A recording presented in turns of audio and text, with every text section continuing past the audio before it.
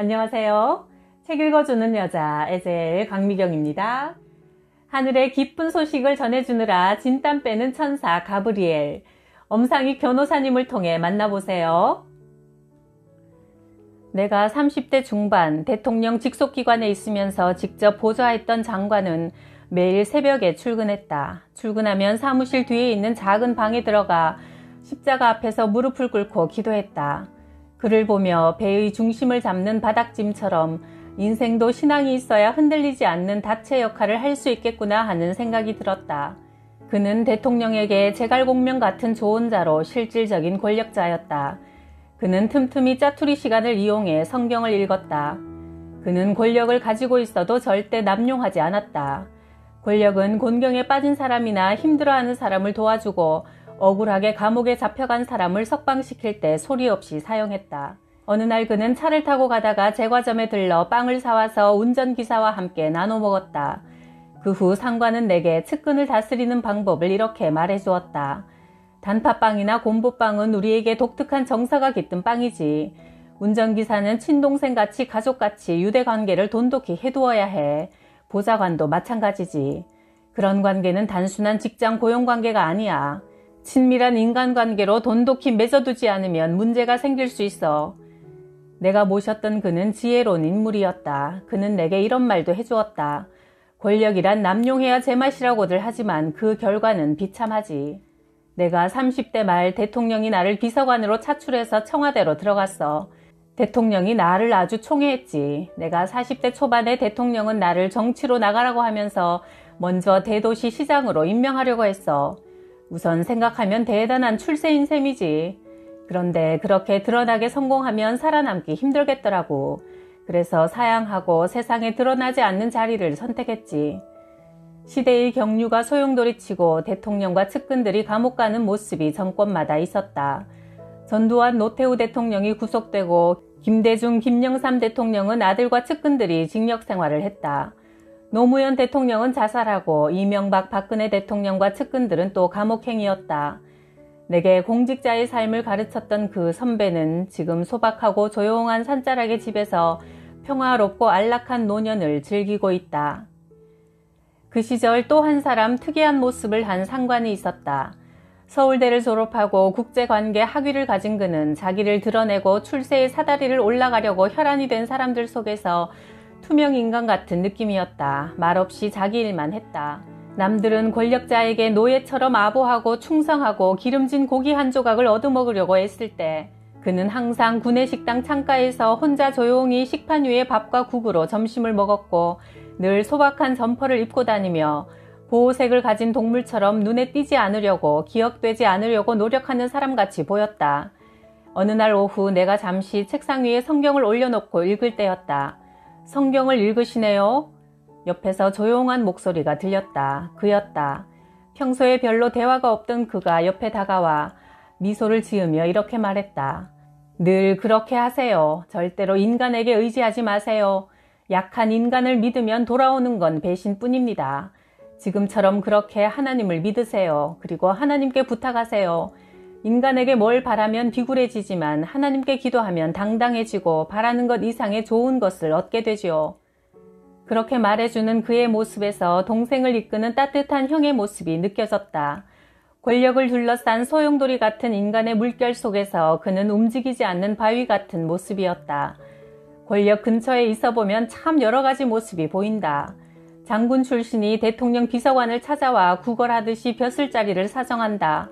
그렇게 구걸해서 벼슬을 얻고 나면 요정 여주인 앞에서 근엄하게 군림하곤 했다. 공천을 받기 위해 돈을 바치고 엎드려 절하는 사람도 보았다. 그들은 개에게라도 권력의 옷을 입히면 모두 다 그 앞에서 절을 할 것 같았다. 그렇게 해야만 세상적인 출세를 하는 것 같았다. 겉으로 보면 마네킹같이 매끈한 인간들이지만 그 영혼은 여러 가지 형태인 것 같았다. 개의 모습이 비칠 때도 있고 쥐의 형상, 뱀의 모습, 전갈의 형태가 나타나기도 했다. 그런 곳에서 내게 형 같은 충고를 해준 그는 하나님이 보낸 천사 같은 느낌이 들었다. 성경 속에서 예수님은 내게 이렇게 말씀하셨다. 네가 내 가르침을 따라 산다면 내 제자가 된다. 그러면 진리를 알게 될 것이고 진리가 너를 자유롭게 할 것이다. 얼마 후 나는 그곳을 그만두고 조그마한 개인 법률 사무소를 차려 자유인이 되었다. 30년 세월의 강이 흐른 지금 내게 형같이 조언해 주었던 그는 70대 중반이 되어 혼자서 성경을 읽는 은자 같은 생활을 하고 있다. 그는 자유가 무엇인지 내게 전해준 하나님의 심부름꾼이었다. 20년 전 나훈아의 인터뷰 기사를 읽었다. 인터뷰 전문가인 오홍진 씨가 이태원 뒷골목의 허름한 빌딩 사무실에 있는 나훈아를 찾아갔다. 그가 공연을 앞두고 아침부터 관중이 없는 빈 무대에서 연주자들이 초죽음이 되도록 리허설하는 이유를 물었다. 악보를 읽고 연주하는 건 고등학교 밴드부도 할 수 있어요. 악보 뒤에 있는 걸 읽어야 프로지요. 우리는 돈을 받고 노래합니다. 받은 값을 해야죠. 값은 그냥 안 나옵니다. 피나게 연습을 해야만 특별한 게 나옵니다. 우리는 노래를 듣는 분들한테 감동을 줘야 합니다. 노래 한 곡이 대개 3분 나가는데 이 3분 안에 감동을 주려면 참말 대단한 노력을 해야 합니다. 나라에서 훈장을 준다고 해도 거절하고 정치를 하라고 해도 사양했다는데 왜 그랬죠? 저는 그냥 나훈아 하는 것도 어려워요. 그냥 나훈아라뇨? 그저 노래하고 힘들면 술도 한잔 먹고 실수도 하고 말입니다. 그런데 훈장을 받으면 그 값을 해야 하지 않습니까? 받는 건 좋을지 몰라도 받고 나서 내가 어떻게 하란 말입니까? 여당 당직자가 나를 찾아와서 국가와 민족을 위해 정치를 하라고 하더라고요. 그래서 제가 국가와 민족을 위한다면 저는 노래를 불러야 한다고 했습니다. 남들 앞에 드러나거나 인기 속에 빠져 있으면 제 관리가 안 돼요. 나훈아는 가수인 자신의 정체성을 말하고 있었다. 그는 인터뷰어에게 이렇게 되물었다. 한 가지 물어봅시다. 울긴 왜 울어 라는 내 노래를 이 세상에서 누가 제일 잘 부른다고 생각합니까? 마이클 잭슨이 저보다 울긴 왜 울어를 더 잘 부른다고 생각하십니까? 아니죠. 그거야 나훈아 씨가 최고로 잘 부르죠. 그러면 내가 뭘 해야 합니까? 정치를 해야 합니까? 노래를 해야 합니까? 그는 가수를 넘어 노래하는 철학자였다. 어느덧 70대 중반이 된 그는 여전히 흰 눈썹을 휘날리면서 국민들의 마음을 휘어잡고 있다. 원로 영화배우 신영균 씨의 인터뷰 기사를 보았다. 나는 유난히 영화를 좋아해 60년대부터 그가 출연하는 영화는 거의 다 보았다. 돌아가신 어머니는 그의 열성 팬이었다. 젊은 시절 스크린에 나오는 그는 믿음을 주는 스타일의 잘생긴 남자였다. 서울대 치대를 나와 치과의사 출신인 그는 당시 연예계에서 이색적인 존재였다. 내가 초등학교 시절 아버지는 신문사 사진기자였는데 어느 날 이런 말을 하셨다. 영화배우 신영균 씨가 촬영하는 장소에 갔는데 잘 나가는 배우라고 교만하지 않고 아주 겸손하더라고. 사람들하고 얘기도 털털하게 잘 하고 말이지. 배우 김지미 씨는 그를 이렇게 평가했다. 신영균 그 양반 입에서 남의 험담을 들어본 적이 없어요. 배우 엄앵란은 또 이렇게 말했다. 신영균 씨는 다른 사람들이 잡담할 때 혼자 대본만 읽고 영화 밖에선 목사님 같죠. 그는 국회의원을 하기도 했고 사업을 해서 엄청난 부를 이룬 인물이었다. 그가 말했다. 영화 빨간 마후라는 사격 장면이 많은데 엔딩 때는 실제 실탄을 사용했어요. 총알이 머리를 스쳐 조종석 앞 유리를 뚫고 지나갔죠. 다른 전쟁 영화에서도 전투 장면을 실감나게 하기 위해 강변 모래사장에서 진짜 폭탄을 터뜨리고 배우들을 뛰게 한 후 뒤에서 실탄 사격을 가했죠. 그때 같이 뛰던 최무룡, 황해, 박노식 모두 세상을 떠나고 저만 남았네요. 저는 연기 중에 죽어도 좋다는 각오였어요. 연기 도중 죽는 것을 영예롭게 여겼죠. 60년대는 성우의 녹음으로 대사를 삽입하던 때라 굳이 대사를 외울 필요가 없었어요. 다른 배우들은 프롬프트를 보면서 연기했지요. 하지만 나는 대본을 철저히 외웠어요. 이동할 때나 쉬는 시간에도 대사를 끼고 살았어요. 대사를 외워서 자기 것으로 만들어야 연기도 제대로 할 수 있으니까요. 신상옥 감독은 그가 우는 장면에서 10번 NG가 나면 다시 찍어도 10번을 모두 진짜 운다고 했다. 그는 배우뿐 아니라 사업가로도 성공했다. 그는 젊어서부터 출연료를 받으면 쓰지 않고 땅을 샀다고 한다. 대학 시절 나는 그가 소유한 명보극장에서 영화를 봤고 그가 운영하는 명보제과에서 데이트를 했었다. 그는 호텔도 소유한 부자가 되었다. 그가 국회의원일 때 다른 국회의원한테서 나는 이런 말을 들었다. 당에서 중국을 갔는데 말이야. 신영균 의원이 그중 제일 돈 많은 부자였는데도 얼마나 아끼는지 물건 하나 사질 않더라고. 그에 대해 신용균 씨는 이런 말을 했다. 아끼고 검소하지 않으면 절대로 재산이 모이지 않습니다. 그렇다고 써야 할 돈을 쓰지 않거나 분수에 맞지 않는 처신을 하지는 않습니다. 그는 명보 아트홀과 제주의 영화박물관을 사회에 기부했다. 기부 규모가 500억이 넘는다. 독실한 크리스천으로 살아온 그는 말한다. 나중에 내 관에 성경책 하나 함께 넣어주면 됩니다. 각 분야에서 이런 분들이 계속 나왔으면 좋겠다. 내가 오랫동안 친하게 지내온 형님 같은 분이 가구점을 운영한다.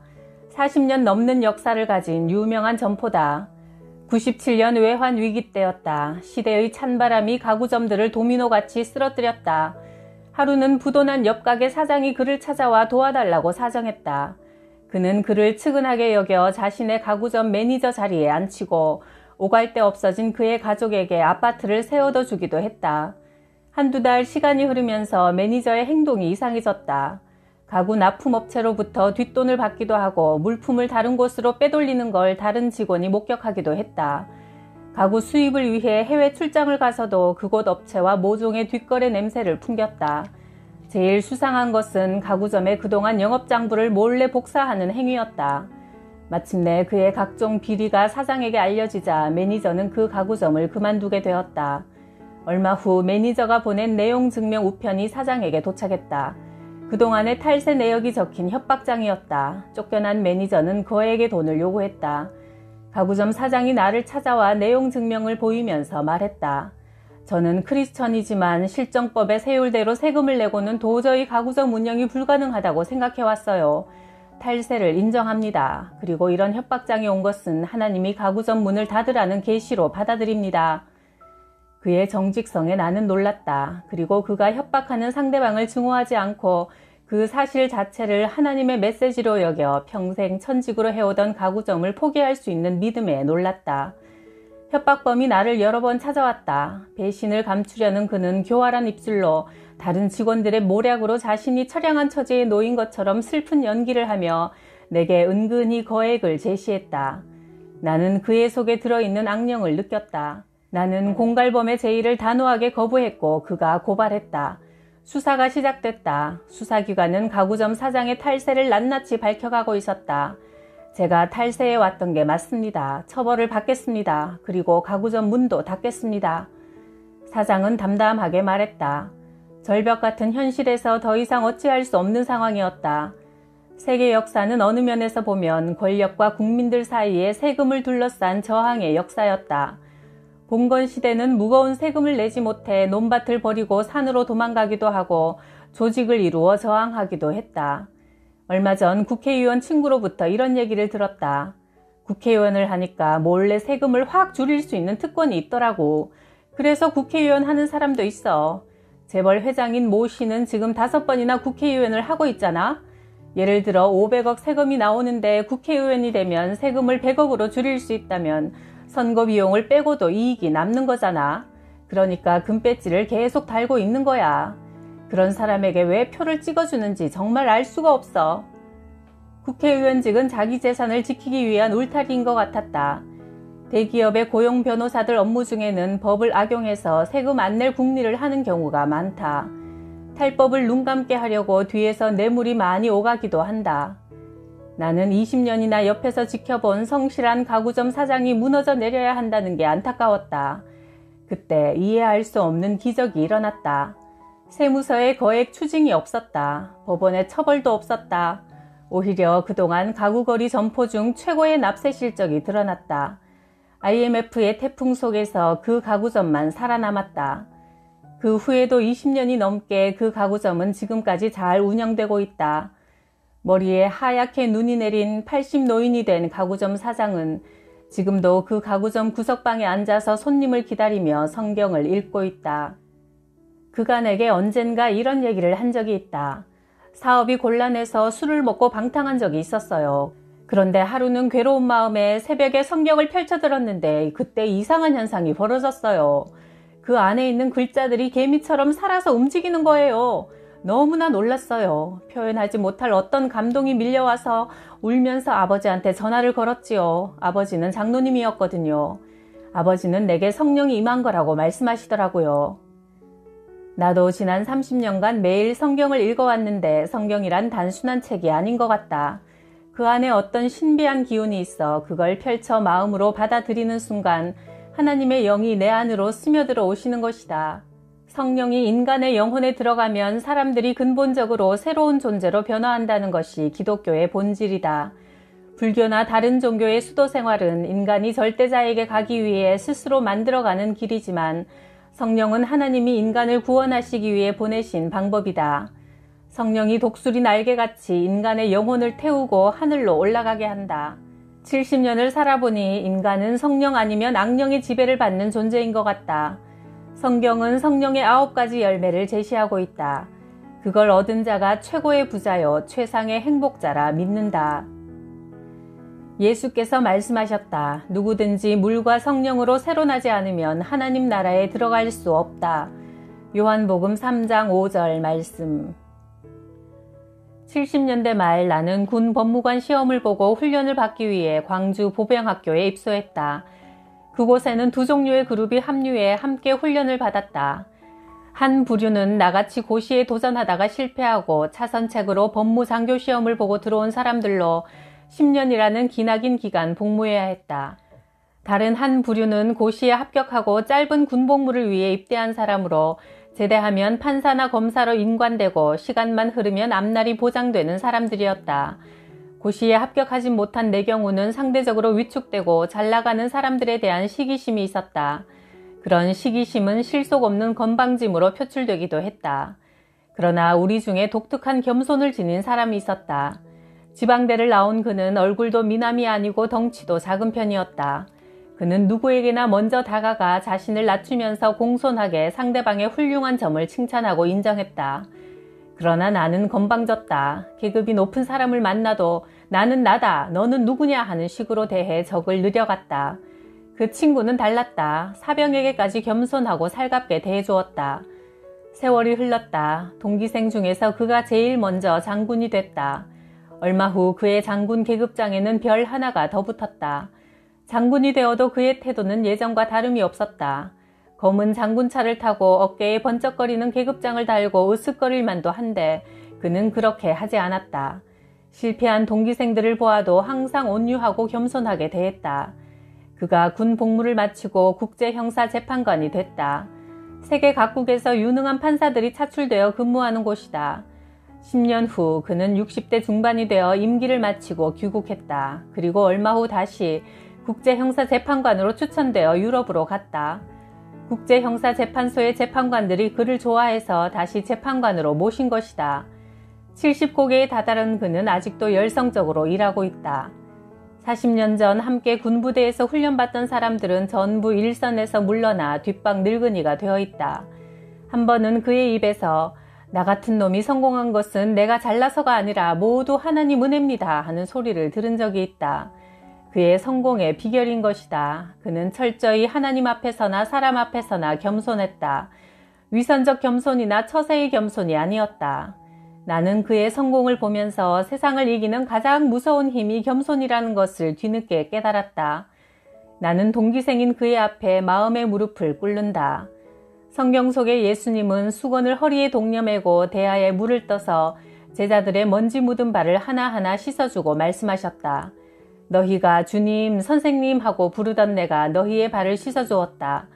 내가 너희에게 한 것 같이 너희도 남에게 그렇게 하라고 본을 보여준 것이다. 너희가 이걸 깨달아 그대로 행하면 복을 받을 것이다.